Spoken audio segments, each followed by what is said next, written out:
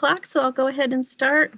Welcome everyone to Preservation Connecticut Spring 2021 series talking about preservation, our noontime chats about everything preservation.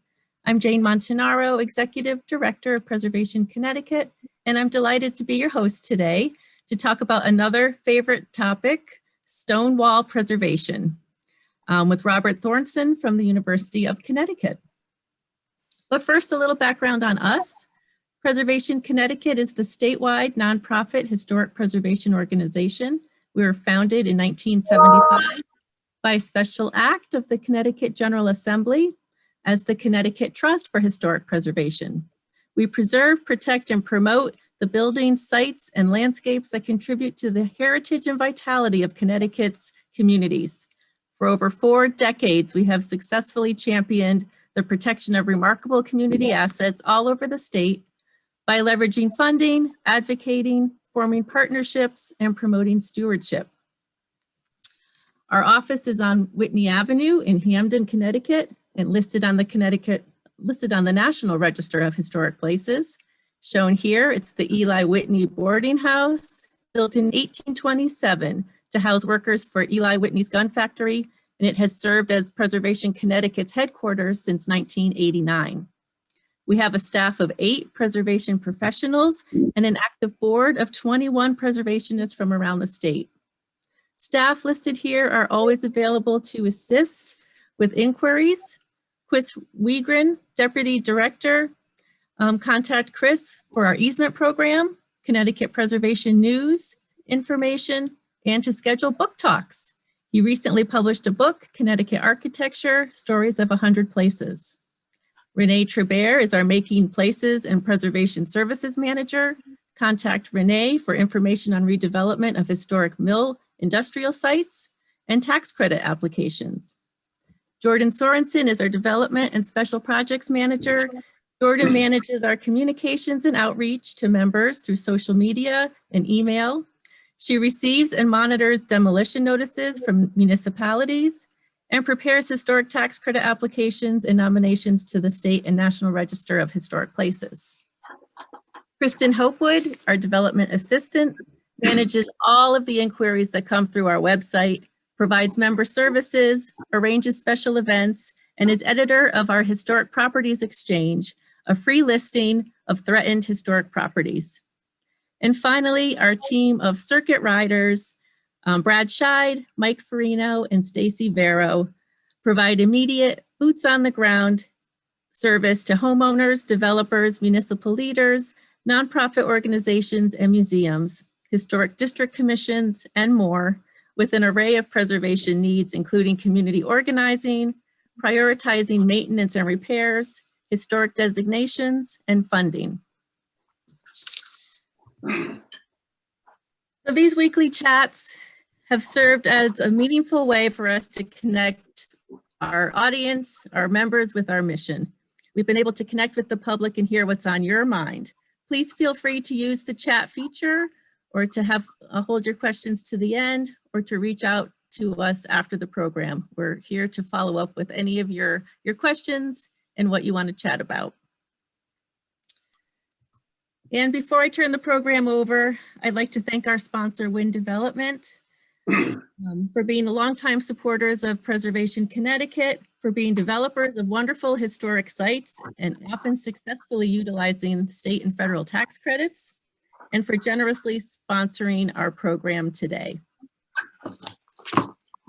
We'll have this slide deck available to you all, so these are some resources that we can send out to you at the end.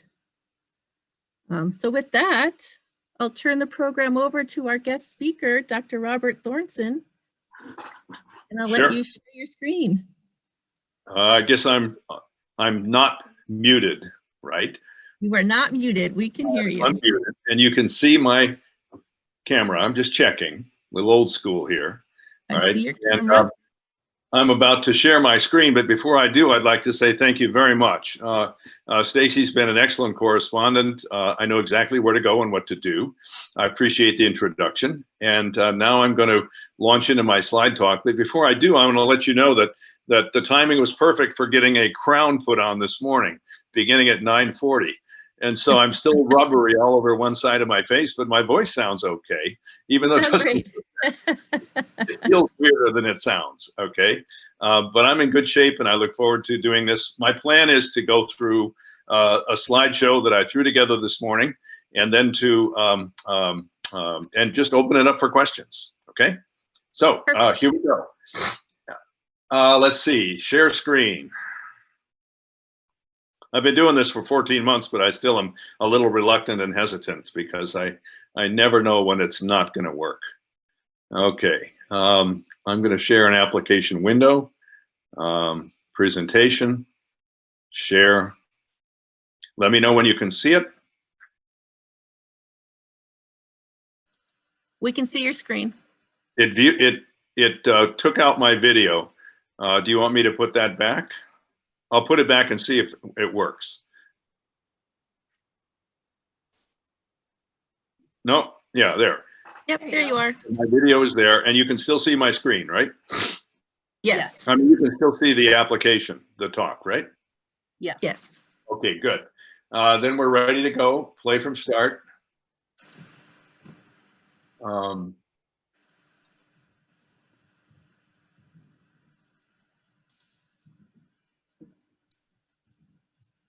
Now we're all set. You got that one.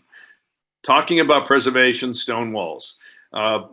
This is a virtual talk, and rare to go. You're looking at a color-enhanced artistic LiDAR that's light, ranging and detection imagery of the Stonewalls down somewhere in southwestern Connecticut. I forget exactly where. And I think it's fascinating to see the Stonewalls next to the natural ridge lines in this high-resolution meter scale imagery of the ground surface. We're getting a real good view of stone walls as we continue. So mapping stone walls is a big part of that effort. Thanks, Stacy, Jane, for setting this up, and all of you in the audience for showing up. I understand there's interest, and I'm always very, very pleased to hear of the interest. Thanks also to Chris. Chris doesn't know this. He may be in the audience, I don't know, but he sent me this about 6 months ago because I couldn't find it. It was an article that I wrote in 2002, okay, on preserving stone walls. It was invited by one of your former directors. And the quote here is, I think, pretty relevant. If we keep treating abandoned stone walls as quarries, we'll destroy the closest thing we have to classical ruins in New England. And yet, indeed, that was exactly the same thing that was happening in 2002. I was seeing strip mining stone walls left and right. Even the New York Times invited an editorial on strip mining, our history, is what they titled it. Okay, so a rejoinder to Chris.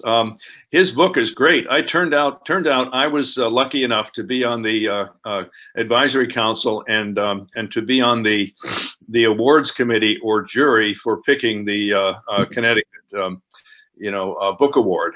And of course, Chris won it for this book, Connecticut Architecture, 100 Places. I would like to just point out that I'm talking about 10,000 places in Connecticut, not merely 100. Each wall is unique. If you learn to look at them, they look as different as do the buildings.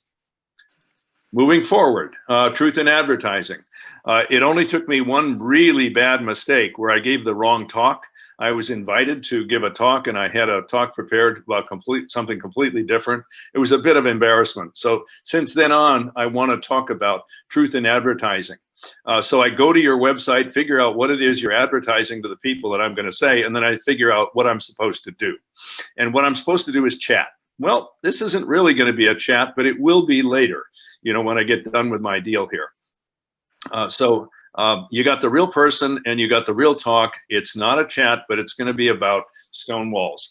And the next step is Tracy was very, very explicit when I wrote her, and I said, what do you want me to talk about?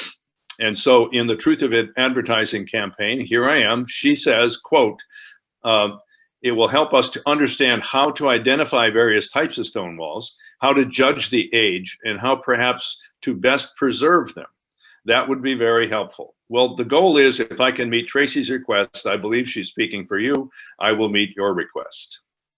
But she had an unintended prompt, and I just really like this. The image that she used to advertise this talk is really, really shaded out by the overstory. You can see dappled sunlight on the walls, but much of it is in the dark. And I took this to be a prompt or a metaphor for what I think is really important and not well described about Stonewall's history in Connecticut. That is, they were exceptionally visible, although not that important, in the mid to late 19th century when they were all over the landscape and we had 75% or 70% of the land cleared in most of the settled areas. But what happened is when farmers walked away from their walls in the rural hinterland, they went down to the cities, they went out west, they went down to the gold rush, they went wherever they did, and they did whatever they did from a cultural change. The soil didn't really wear out. But the point is, when they walked away from those farms, they became invisible because the ivy and the brush and the bittersweet and the ferns and everything just sort of took over. When you don't have grazing animals on both sides of a stone wall, it quickly becomes nearly invisible in the brush. But we know what happens around here. When the forest grows, the canopy rises, the trees rise, the canopy closes, and it shades out the underbrush. And guess what? All of a sudden you have stone walls, as in this picture. Because you don't really see a lot of dense underbrush. But there was a period of time, a generation, when I think it would be very difficult to see a lot of stone walls because they're mostly under the brush. And so they became visible in the earliest 19th century. We're talking right about the time that Robert Frost is beginning to get, attached to stone walls in a big way. And we're talking about some of the mid to late Impressionist paintings that are really, really, paying attention to stone walls when they are visible after the canopy closes because it shades out the brush. And there were two big views of this. One is romance, that is, walls are cool. Where do they come from? That where do they come from thing is a regional gestalt. And that has to do with the canopy closing and shading out the underbrush. But also people began to see them as eyesores and utility. Around this era in the early 20th century, the US Department of Agriculture was paying people to bury their stone walls. But in the late 20th century, we begin to preserve them. So this whole story is really just a response to Tracy's image that she picked to advertise this talk. Walls were visible, invisible, visible, and now they're being preserved. Now, my story. This is not ego for me, it's where I'm coming from. And basically, I came from Alaska. And this may be hard to believe, but I have never seen a stone wall in New England before in the rural hinterlands. And so if you were to grow up in a place where you never saw a tree, you would not walk by that tree and say, oh, it's a tree. You would say, what is that thing? And you would really say, what is that thing? And I arrived with a PhD in geoscience and archaeological and cold soils geology and lots of specializations on the landscape. In fact, that's why I got hired here from Alaska, because I had that cold soil, glacial geology, geoarchaeology sort of orientation. And so what I did was I said, well, I better go look at the landscape that I'm supposed to teach. And I went out to the state forest, the Goodwin State Forest east of here, and I began walking traverses, through the rural land. And I saw stonewall after stonewall after stonewall. And that literally was the moment I was smitten. And that would have been 1984. I didn't do a whole lot for a while, but they were in the background for about 20 years. And as I studied the phenomenon, became aware of how romantically attached we are to them. Here's a painting from the Griswold Museum. I mean, everywhere I looked, people were writing about them and thinking about them and talking about them, but there wasn't a definitive scientific resource or even a story that made sense to me mechanistically. Everybody knew how stone walls were formed, but when you probe one level down below that, how did they really form? Why are they here? I didn't find the answers that I wanted. This included being stranded in Dartmouth College for an entire year. I don't mean stranded in a bad way, but the projects that I was working on just sort of dissolved even after I moved my family. So I spent a year reading about stone walls, trying to find the answer, and there wasn't one. So I sat down and started to write an introduction to a journal article on stone walls, mainly the soil physics of them, and it was about 85 pages long. And I said, well, what the heck? So the next day I wrote more, and I had about a 200-page manuscript within a week, and that became Stone by Stone, which won the Connecticut Book Award in 2003. And it was just a sort of a weird occurrence, but that's how it worked. 17 drafts, over a period of 10 years with 3 rejections, and you end up with a book. Okay, But what really motivated me recently in the mid-90s was the strip mining. Every time I turned around, I could see pallets of stone with the lichens and the moss hanging on them being shipped mostly to the west, where the price was a lot higher. In the upper right, you'll see a stone wall that used to be there that I drove by, hundreds of times or dozens of times. And then one day I went by and it had just been strip mined, and it's right on a road. And I thought, that's awful, And so I started getting a little bit perturbed by that. But then I was solicited to sell the stone walls on my 5 acres in stores. I literally had 3 offers, one in a postcard, couple in sent letters, and a phone call. Please sell me your stone walls. And I wasn't alone. They were targeting the entire region. I know half a dozen people that got those orange postcards asking them to sell their stone walls. This was from a company in Belchertown, Mass. That was basically importing stone so they could send it out west on trucks. And that was the essence of the setup when I wrote the Connecticut Preservation News article in 2002. It's that I was stuck in traffic and I saw 2 18-wheelers with New England stone heading west. And I don't think we should strip mine our history. I got really frustrated after being solicited 3 times. And so the next thing you know, I became a Stonewall evangelist. And the 1998 book, Stonewall Secrets, was basically to explain to school-age children and other people the hidden values behind the stone walls that are there, and write an accessible children's book about it. It won a Smithsonian Notable Book Award in 1998, but that's a long time ago. But that didn't stop me. I've given thousands of talks, all over the place. In fact, I gave two talks to Harvard, Massachusetts in the same 6 months because one side of that tiny town didn't know the other side of the town had a talk. It was crazy. The conservation group and the historic group were in completely different worlds at that time. Okay, so I'm a stump evangelist, and when I'm doing this, I learned something really interesting. I learned there was a really close call in the mid-1930s where we probably would have lost lots and lots and lots and lots of our stone walls. And that's because the head of the U.S. Mining Administration was Oliver Bowles. And in 1939, he published a book called The Stone Industries.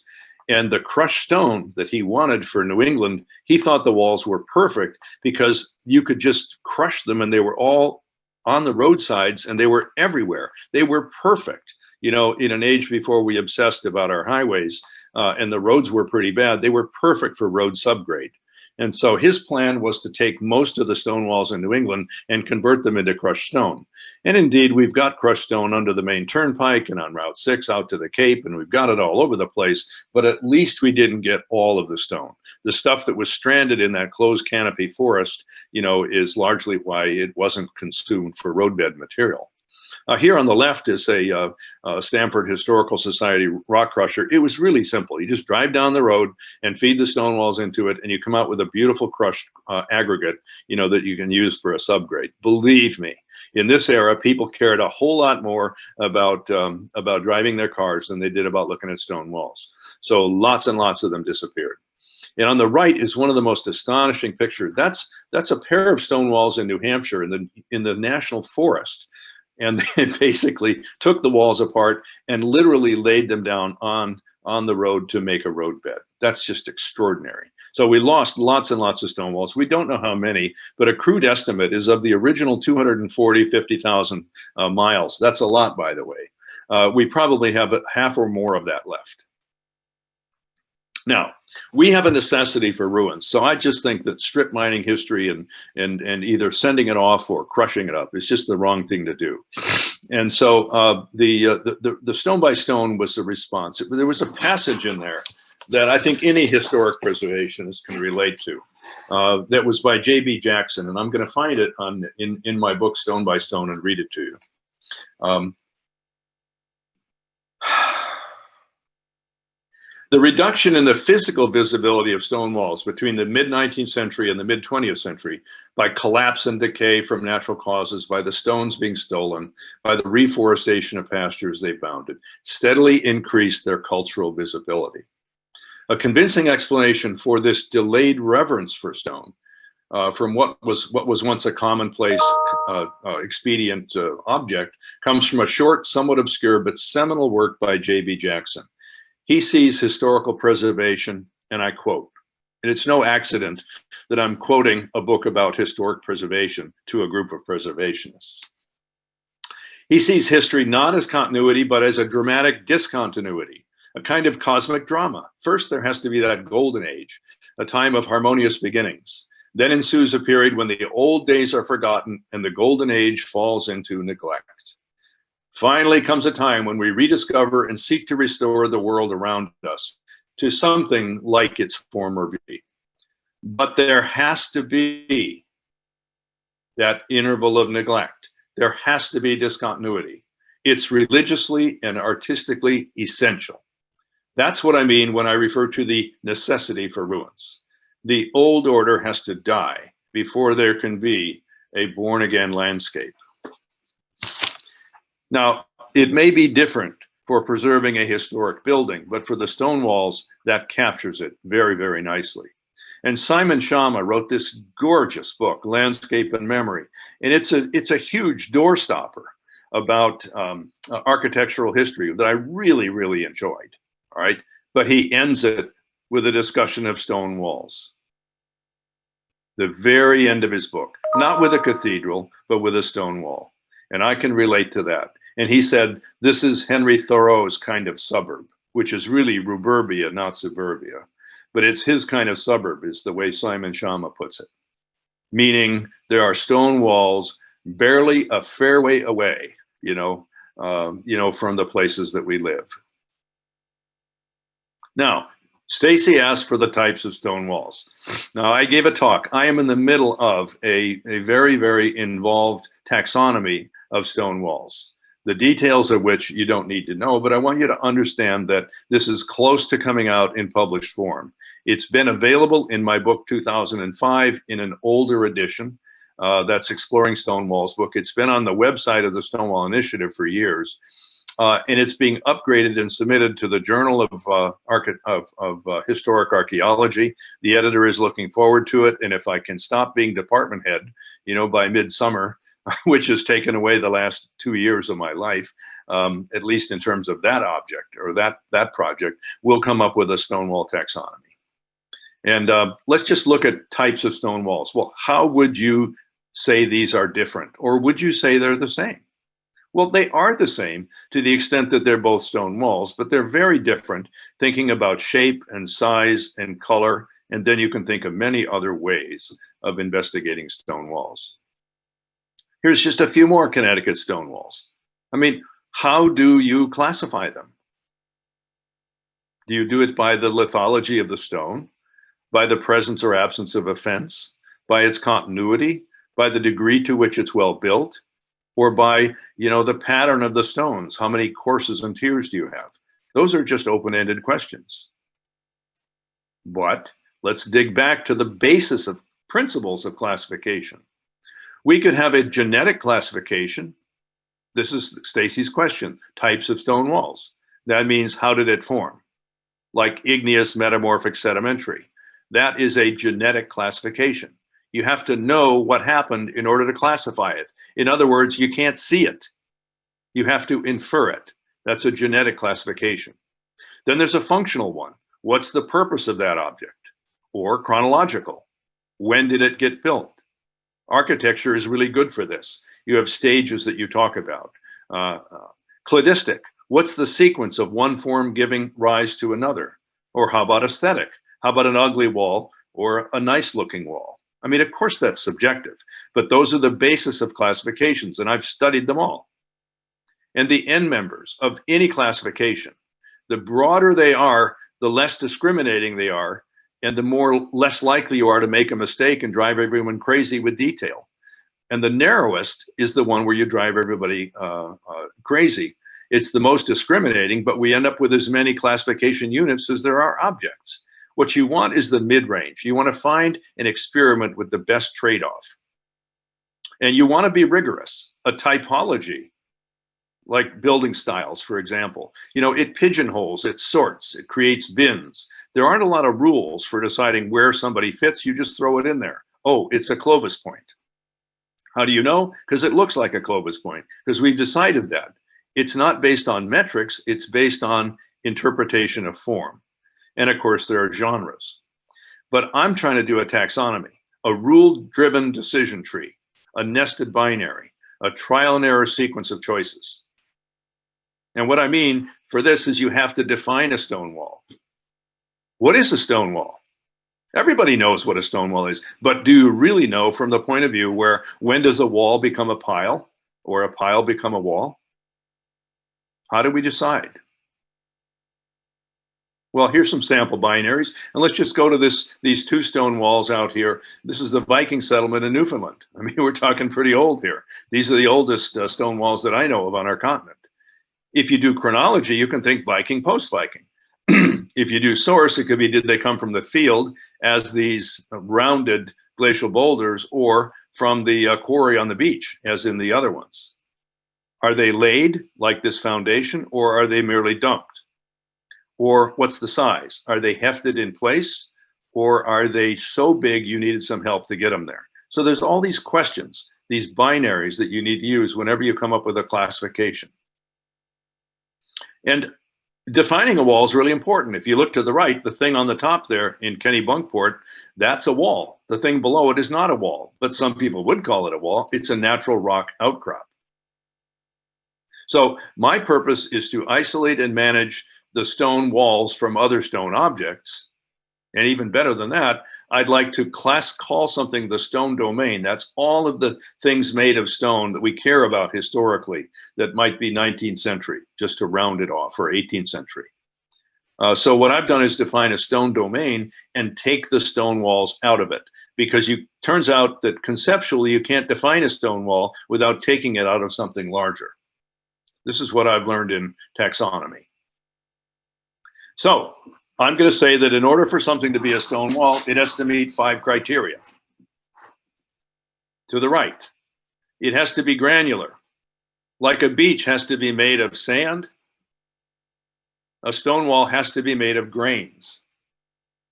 It can't be one big, long piece of rock lying on the ground.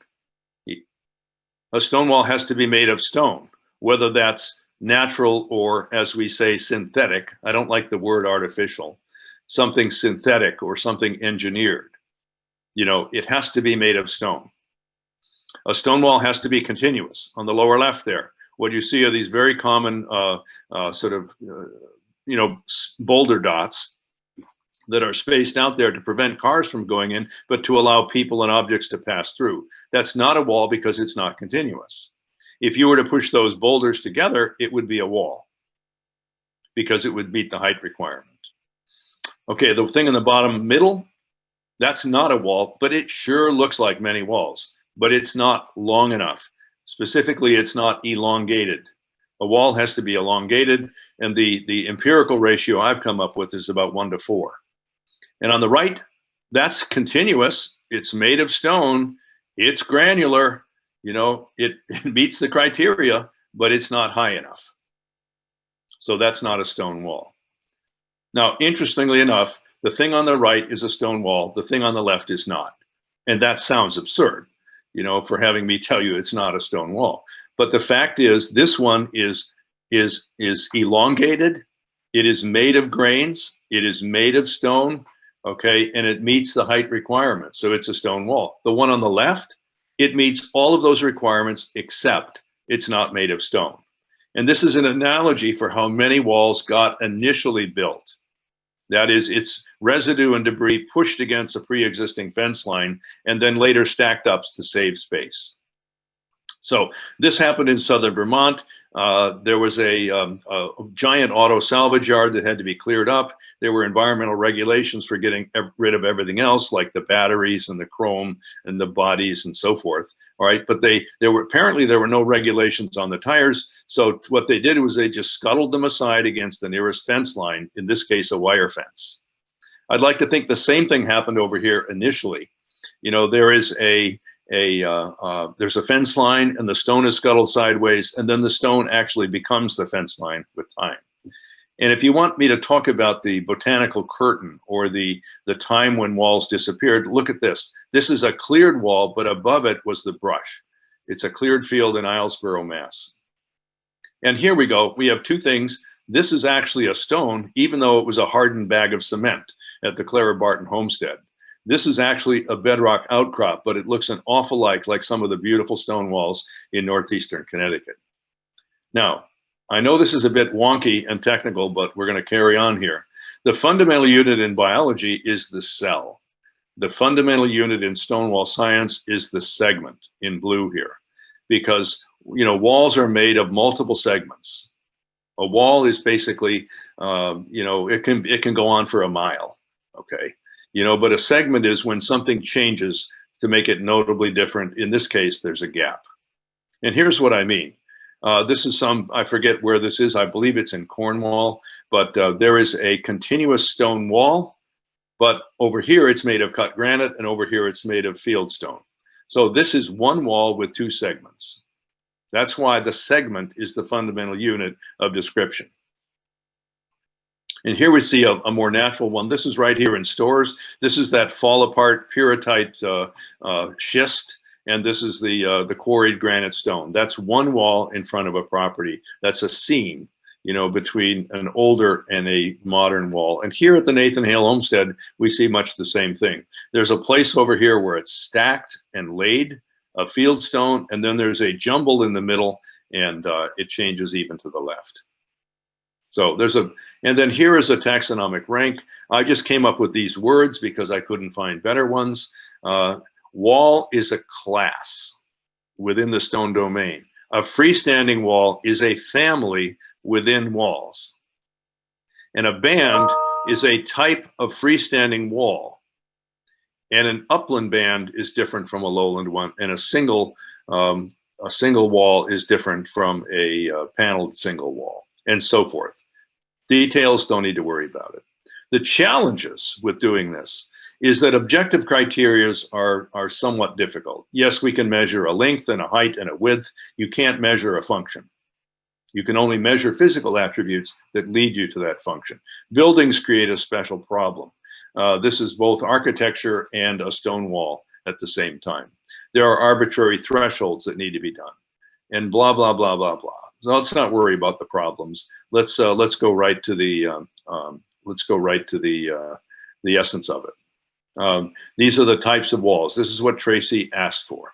Okay, these are the ones that I differentiate. Now, even though I use the word enclosing, I am referring to a very specific requirement that the walls are smaller than a hectare, and they are built at the top with a uniform style. A blocking wall is like a mill dam. A flanking wall is like a retaining wall. A freestanding wall is the 90% or 95% that we see. And a supporting wall is the basic foundation wall of a building.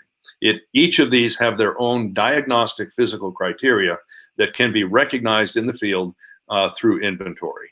And I've got a protocol for doing that. And what about the types of freestanding walls? Okay, remember we talked in before about freestanding, flanking, supporting, enclosing, blocking. And by the way, wall is only one of 4 classes within the domain. There are lines, like the boulder thing. There are concentrations, like your patio or a cairn. And then there are notable stones, like Plymouth Rock, if you want.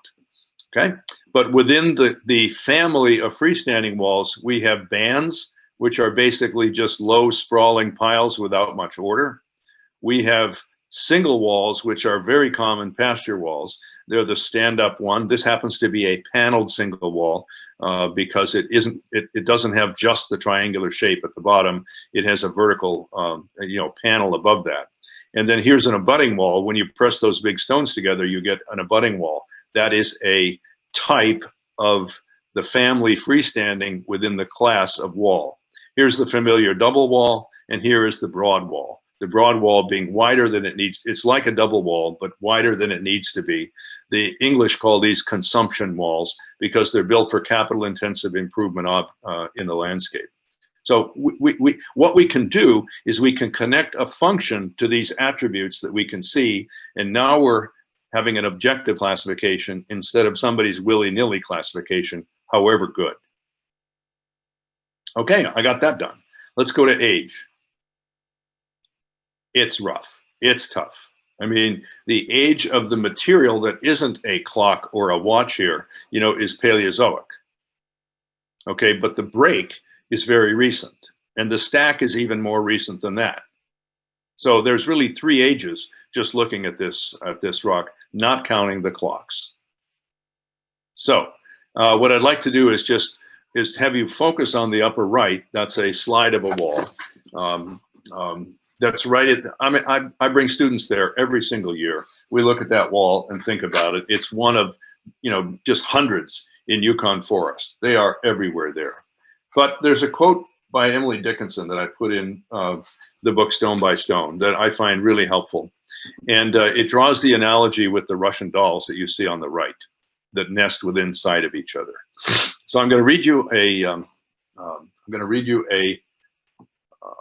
a paragraph now from page 229 of the book Stone by Stone. Knowing that human antiquity is part of something as old as the earth reminds us of the dimensions of time. Stonewalls hold time like a set of Russian dolls. The smallest doll, the one farthest inside, contains the oldest things in the universe, the elements. Outward dolls in succession are the minerals composed of the elements. Now think about this. Quartz is a mineral we're familiar with.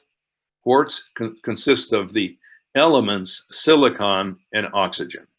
So the elements are the really old things. The minerals are newer. So quartz is a mineral made of the elements, silicon and oxygen. Limestone is made of calcium, carbon, and oxygen. Okay, those are the elements, and they're put together to make the mineral called calcite, and so forth. So I'll go back and read this now. Outward dolls in succession are the minerals composed of the elements, the stones composed of the minerals, the wall composed of the stones, and the modern weathered surface, which is a blend of everything. All of this time is contained in every stone, quote, whose coat of elemental brown a passing universe put on, unquote, as Emily Dickinson wrote. A stone pulled from an authentic New England wall speaks all at once of ancient seas, glacial mud, and the tip of a scythe being broken during spring mowing a century ago. That's how old a stone wall is. All of those units of time are nestled one within each other. It's modern and it's ancient. Historically, these are the key dates. This is the Harvard Forest version of summation of just an elegant plot. Okay, so I'm going to explain what the plot is. Forest cover in percent is on the left. Notice it goes from 0 to 90, but not 100. So this is basically, in the chronology goes from left 1600 to 2000 and then some. Okay, so basically the chronology is on the right, and we're referring to the arrival of the Euro-Americans and their settlement pattern rather than those of the indigenous. So in 1600, we had about 90% of New England forested, and look, nearly every state has the same amount of forest. That's because it's all one big deciduous woodland. Anything that isn't forested is like a dune or a lake or a swamp or a marsh or an outcrop, but almost everything is forested. And then look what happens. Let's go to the time of Thoreau's death in 1862, right here. That's the dark blue line, by the way, is Massachusetts. The green line here is Connecticut. And the other lines are Maine and Vermont and New Hampshire and so forth. But the key one is Massachusetts in dark blue and Connecticut in green. I didn't mean to click that forward. Okay, so let's put some dates on this. Thoreau's death is in 1862. That's roughly the peak of maximum deforestation. Why? Because he was already burning. That is, the fossil fuels gave us an energy alternative other than cutting down every last stick of wood. Okay, so that's a big reason, why the forests came back. Notice the dotted line, population continues to rise exponentially in New England. So there's a nice smooth rise in the population but a slow and then fast deforestation down to about 30% forest cover, meaning 60% deforestation. And it peaks in almost every state, Connecticut just slightly earlier than Massachusetts, but roughly in the interval, 1850 to 1870. So that's roughly the time of the Civil War. And the average for all of New England is this darker band up at the top. So we can see a dip in the forest cover and then a rise. And that dip follows a very slow and protracted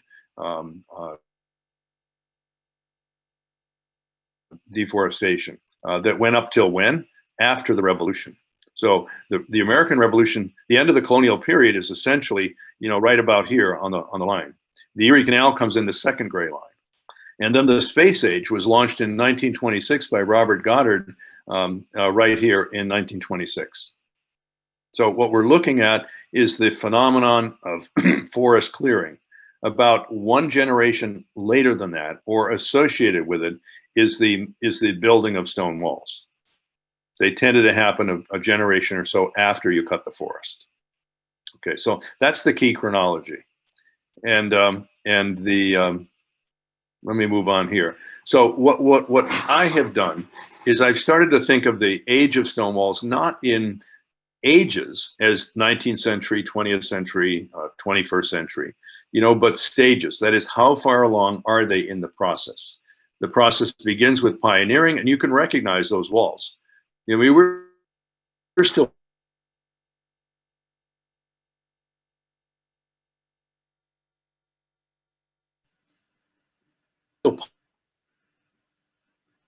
I call the established farm stage. And that's the second blue box here. That is, you've been around long enough to pay off the mortgage. You're not using, stump fences anymore. You've got a really nice property. You begin to protect it. You start not liking your neighbors and need better boundaries. You start feeling like you want to show off a little bit. So you gussy up the walls on the roadside. You have the time and the effort and the labor and the money, to sort of improve your wall. That's when a lot of these double walls came in. The next stage is forest and city. This is happening during the regrowth of stone walls. And when I use the word forest and city, I'm referring to the abandonment of the forest by and large, by the people. And the city, people go to the city. So city people return to the forest to build estates. And when they do, they have enough money. The money doesn't come from the farm, and the work is not done by people who live there. The work is done by a crew that is hired by people with outside money, that comes from some other industrial process. That's typically what happens. So our beautiful estates, here the walls are rebuilt, or gussied up or improved, during this phase from the old farm walls, but many of the old farm walls still remain. And then finally, the last stage of restoration, really ever since the sort of the beginning of maybe the 1930s and from then on, there's been an effort to really sort of conserve walls, but it really peaked in, it began to be associated with the preservation movements and the environmental movements of the mid-20th century. So that's my short summary of stages for walls. And so if you basically go out and you see a wall that looks fairly primitive, that's in that pioneering stage. Doesn't have to be, but it usually is. There's no good convincing radiometric dating technique or isotopic dating technique or that we know of to differentiate walls. Lichens don't work that well. It's easy to tell a wall that's sort of less than a century old, but beyond that, it's very difficult to tell. So we don't have the magic bullet of a date for independently dating a wall independently of its deeds. And it turns out that very, very, very few walls, probably less than 1% of them, are specifically tied to deeds. It may say to a wall, but it doesn't tell you which one. Okay, so I've got that now. We've finished with types of walls. Basically, what are the types of walls? There are retaining walls. They're called flanking walls in my taxonomy. There are supporting walls, i.e., foundation walls. There are enclosure walls like cemeteries or corrals and things like that are built to specification all the way around. And they're not quite the same as freestanding walls. That's a messy part of the classification. And then there are are abutting walls. And then there's a variety of different kinds of freestanding walls. So let's move on. Why should we bother to preserve them? I think this question, the best thing we can do for preserving stone walls is to know why we're doing it. And that's not always that clear. But for me, and what's really important, is that they are the signature landform of New England. And Connecticut has spectacular examples of this signature landform. In other words, if you were to head west from Boston to Buffalo and then keep on going all the way to Minneapolis, these are New Englanders bleeding westward, you know, as we settle the landscape. Thoreau mentioned that when he was in Minneapolis in 1861, that all of the lumbermen he met were from Maine, and that half of the men he met were from Massachusetts. Now, he's a little biased because he was from there. But what he's basically saying is that the New Englanders migrated west, and it was actually a very New Englandy place. Sinclair Lewis, who wins the first Nobel Prize for Literature, writes of Minneapolis in his works, you know, as basically a Puritan town.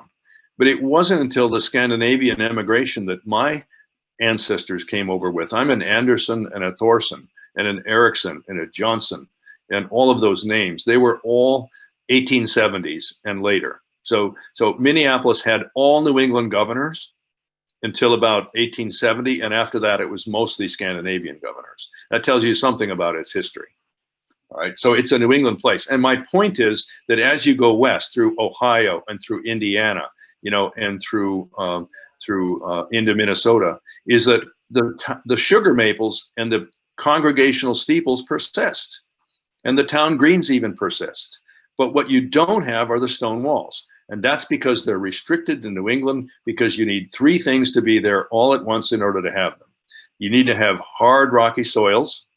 You need to have glacier bottom materials. And you need to have a livestock tillage culture.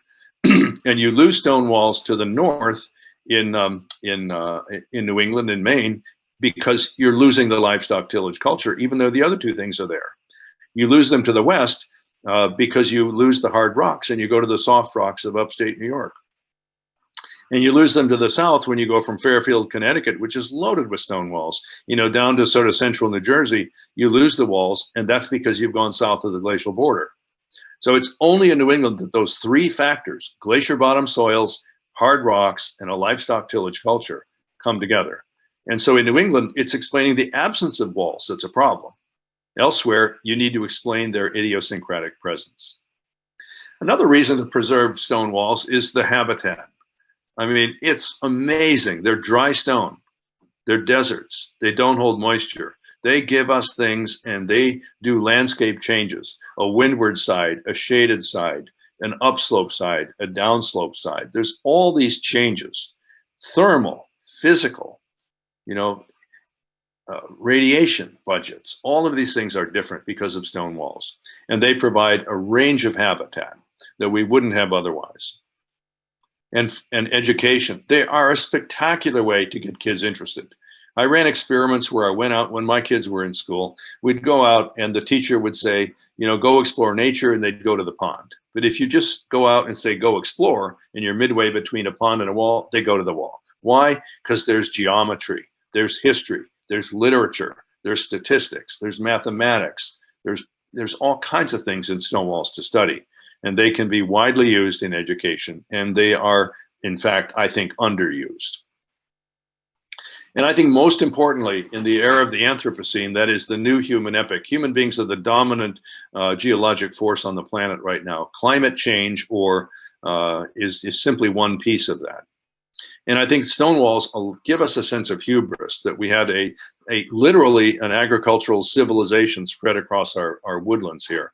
And then they cut down all the trees, and then they got abandoned, and then all the trees came back, and the walls are there as reminders. There's a sense of hubris there about our limited power. There's the deep time combined with our own deep time of ruins. That's the necessity for ruins. And then there's the reverence. I just happen to believe that stone is essential to human well-being, you know, just to know it exists, or better yet, to see it. Stone is really important. I think that's one of the reasons it's around so many cemeteries. I'm almost done here now. So how do we preserve stone walls? Well, this can be about Q&A and discussion.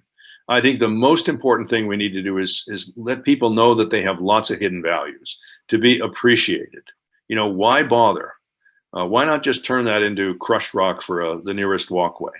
The answer is there's a lot of history. There's a lot of activity. There's a personal folk art there. There are many, many things that's a whole nother talk. For years, I've thought about a Connecticut wall trail. You know, if we can have a wine trail, why can't we have a wall trail and feature spectacular, you know, stone walls in Connecticut and have them nicely explained and put in a pamphlet? I mean, just last week, I walked the Yukon Arboretum, and basically it's just you know, these are the really interesting trees that show up that have been imported and planted and nurtured by the staff here. Well, you could do the same thing for stone walls. I've just never gotten around to it, but for me, it's a no-brainer. And by the way, that will really contribute to tourism, I think. Respecting landowners' rights and incentives. This is an absolute. If it's a farm that's been in farm forever, you know, I'm reluctant to tell anybody what to do with their land because my relatives were farmers just 2 generations back. In fact, I was a farmhand for 2 years. It was one of the 3 jobs I used to support my way through college. One was farmhand. I mean, seriously, 3 months at a time. The other one was pipeliner. And the third one was musician. Those were I worked my way through school with those jobs, and the farming was a big piece of it. And farmers feel very, very particular about how best to manage their land. However, you can provide all kinds of incentives to people who are not using their walls for utilitarian purposes. New Hampshire has a stone wall mapper. It's citizen science. It's going really well. A colleague of mine, Will Wimet, is working on the Connecticut stone wall mapper. It's a GIS-based thing, and it's just so much fun to get people engaged in it. It's a whole nother talk in itself. I think we should differentiate the utilitarian walls from aesthetic walls. That's one thing. And then we could say we're preserving these walls for its history, for its archaeology, for its beauty, for its superlatives, you know, and make a category of walls like that. And then differentiate the other walls that might be more utilitarian. And the most important backdrop to the Q&A that I expect is to know the dilemma that we face with stone walls from the past. Are they archaeology or are they architecture? And my rule of thumb is if you see a stone wall in the woods, I don't care whose land it's on. If there's a closed canopy forest and the wall is down there and you can walk by it on a trail or something like that, it is busy being archaeology and it's best left alone. On the other hand, if you see that same sort of stone wall along a roadside or a trail or near a site of historic importance or one of the preserved buildings, you know, then it probably shouldn't be allowed to disintegrate and fall apart. Okay, I think the person who built it, half of them probably wouldn't care what you did, you know, but I bet half of the walls, if a farmer builds a beautiful double wall, you know, in the mid 19th century, I believe that if we could bring that person back today, they would like somebody to maintain that wall in its original condition. So it's a judgment call every single time you turn around between letting the wall be archaeology and give us a calendar which we can, you know, measure the pace of our own life and in a context for the hubris that we have on the landscape and those reverent silent lessons, you know, that we intuit when we look at a tumbled stone wall. People prefer those to the other ones, and that's why. That kind of wall versus the architectural wall. And that's my talk, because I want to get to Q&A and not spend too much time doing it. So I deliberately cut off, you know, 99% of the other talks that I've made on stone walls. So I'm all done. I think I'll unshare my screen. I don't see myself anymore, but I assume you do, because I wasn't muted. So I'm going to just end this. Exit. Okay, so I've exited. And can you, I've got to stop sharing. Yeah, there we go. Takes me a while. I figured it out. Now we've got everyone. Yeah, it's not that I don't, you know, it's not like I've never done this before. I just keep forgetting because it's not that intuitive. Okay? Perfect. I seem to have gotten a lot bigger in the last 45 minutes. I just put the spotlight on you. Okay. All right, well, Rob I'll Simmons I'll had a take question. questions. His Yeah, hand sure, is I'll take raised. questions. All right, go ahead, Rob. Yes, thank you. I sent an email in a couple of weeks ago when I signed up, and today I sent Jordan Sorensen 2 photographs of a wall on my wife's family property in Stonington. I don't know whether she recovered them or not, but it's a combination of utilitarian and aesthetic by your definition. The face of the wall facing North Main Street, Stonington, is cut stone, and it's dry cut stone, but it's supported on the obverse side by rough field stones that have been taken from the field, which has been a hay field, a cornfield, a sunflower field for 200 years. The family lore is that it was built by after the Civil War by blacks from the South who were traveling through and building walls. And my question was, do you have any thoughts on the history of such a wall, or can I send it to you directly to have you take a look at it? Any of you out there can send me a photograph. It's the best thing to do. One thing we did was we built on the website. You just send me, just send me the wall via an email with a couple of pictures and a pointed question, and I'll do my best to answer them. I probably do this 2-3 times a week. And not a lot of complaints, because usually I can't be too specific, but I can be fairly general. Let me just say a couple of things. I have people walk out of my talks when I don't agree that the blacks built most of the walls, or that the Irish built most of my walls, or that the Indians built most of the walls. We don't know who built the walls. There's a lot of rumors out there. There's no question that all of those groups did build walls specifically. So it really varies case by case. There are some very clear records. I think down, especially there's a place near Colchester that I think is pretty well documented that the slaves that lived on the land built walls on that place. But it's really hard to get good documentation elsewhere. What's your email address?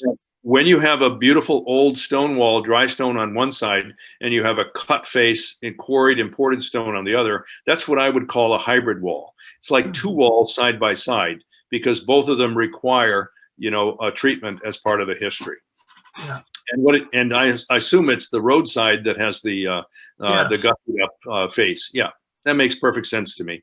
And what would your email address be, Dr. Thorson? It's just Robert Thorson, spelled that way, at UConn.edu.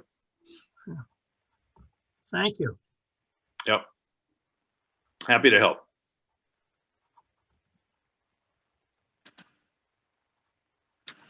Well, I can go to the chat. I went to the chat. Oh, somebody has a crown. Hey, Jamie C., thank you that.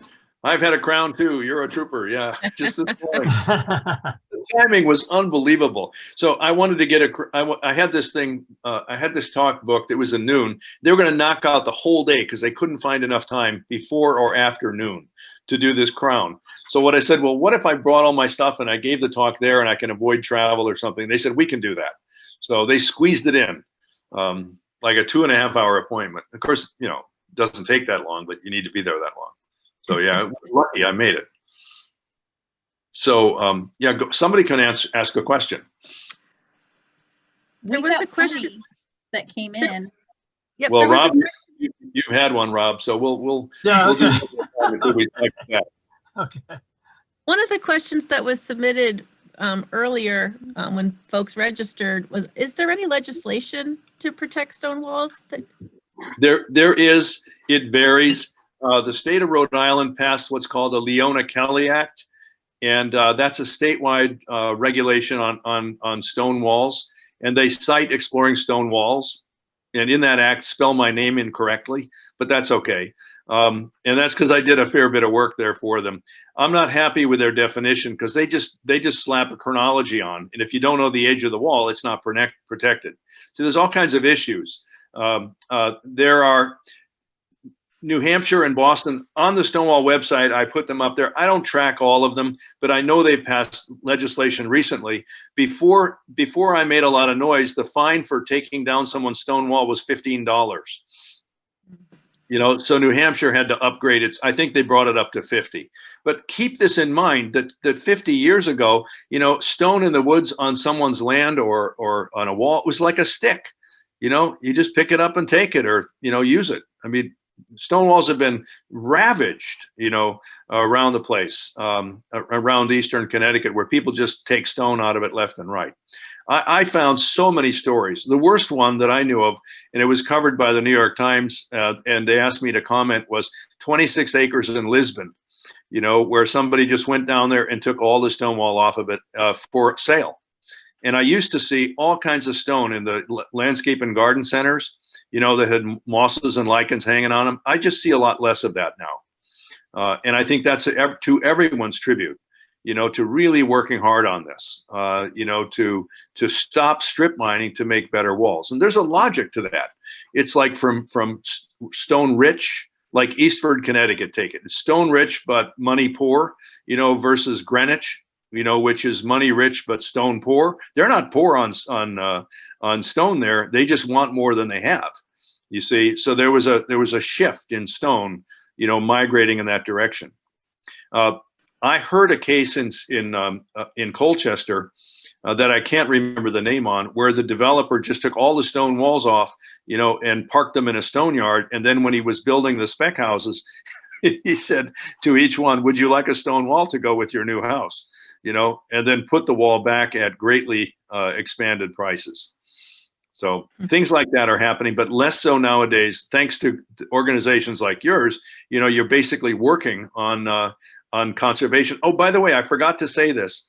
One of the great botches, remember way back 15, 20 years ago, probably around 2003 or 4, when I wrote that article for Connecticut Preservation News, I nominated Connecticut stone walls for the National Register of Historic Places or something like that, or National Trust for Historic Preservation. I nominated it. But what happened was my package, my nomination back in the old days of paper, was 1 ounce heavier than the mandated postal service thing. So what happened is that 3 months later, when I didn't hear from the National Trust for Historic Preservation, I went back to the post office, said, "Whatever happened?" And they said, "Oh, it's still here. It was 1 ounce too heavy." And I didn't know it. And I never got back to the nomination. And I don't even know where it is now, buried in some archive. And that was when people were worried about sending bombs and anthrax or something like that. So I didn't officially nominate it, but as far as the post office, I did. I really think they need preservation, and they need town by town ordinances. I worked with the town of Harwinton once. That was and they put together a pack. I got another one right now. It's in I think it's in New Hampshire, is asking me to advise on ordinances. I usually get bored when I read them. Okay, but the essence of it is it's up to the town. It has to really start with the town. I've advised the state, Massachusetts DCR, many times on individual properties or on trainings. Connecticut's never approached me for this, but probably 4 or 5 times I've been training the state park staff over what to do for conservation, and I've just never seen it. Okay. This is the first time I've gone public with the idea of a stone wall trail, because I'm afraid it would just make work for myself. But I think that's a great idea if somebody wants to push that.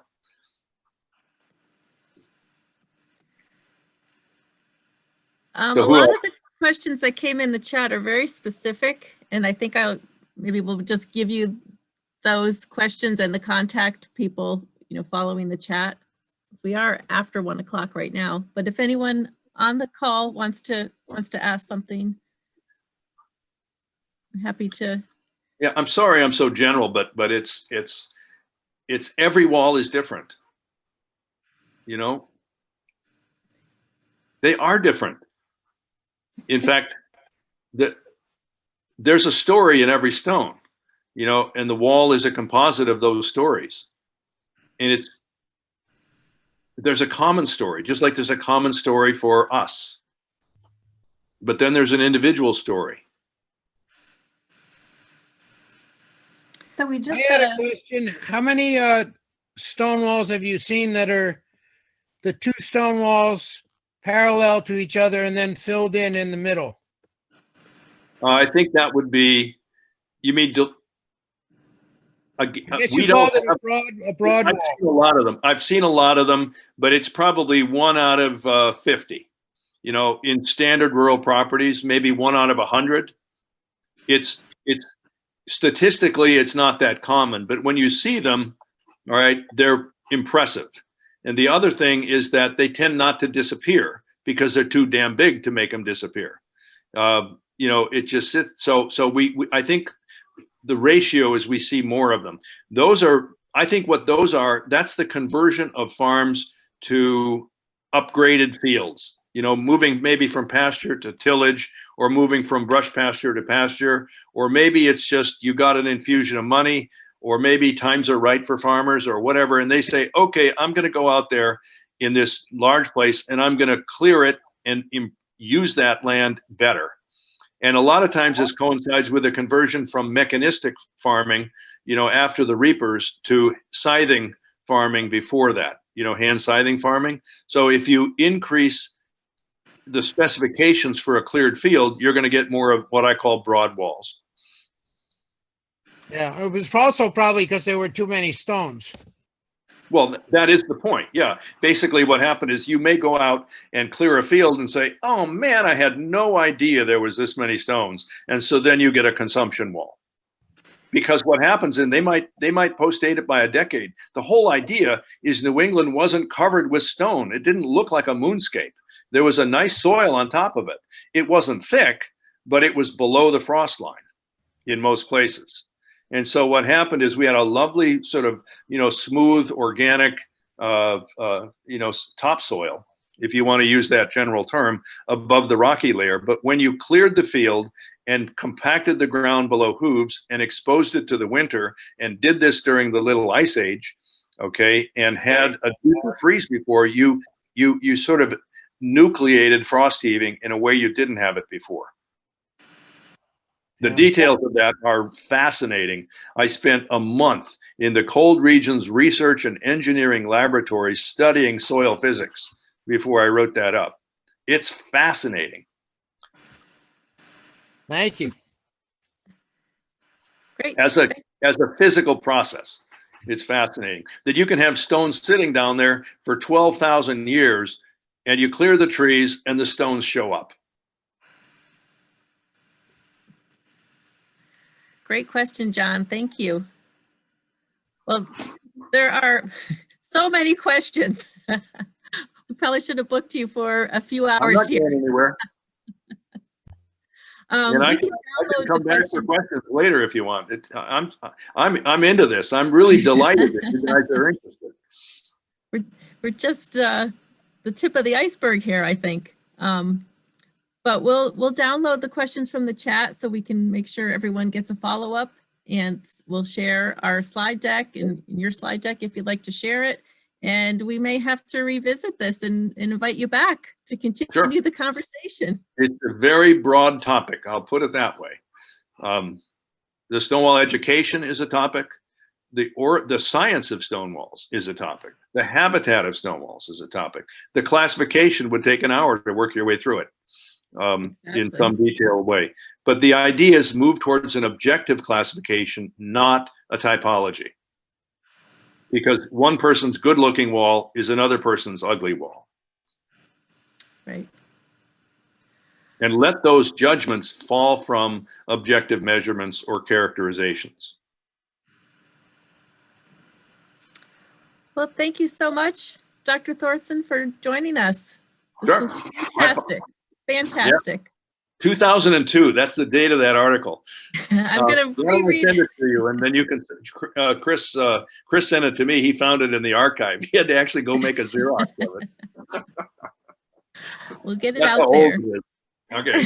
And we've made a lot of progress. Don't leave without acknowledging there's a lot of progress that's made on this. Strip mining stone walls was much, much more common 20 years ago. Much, much more common. So we made progress.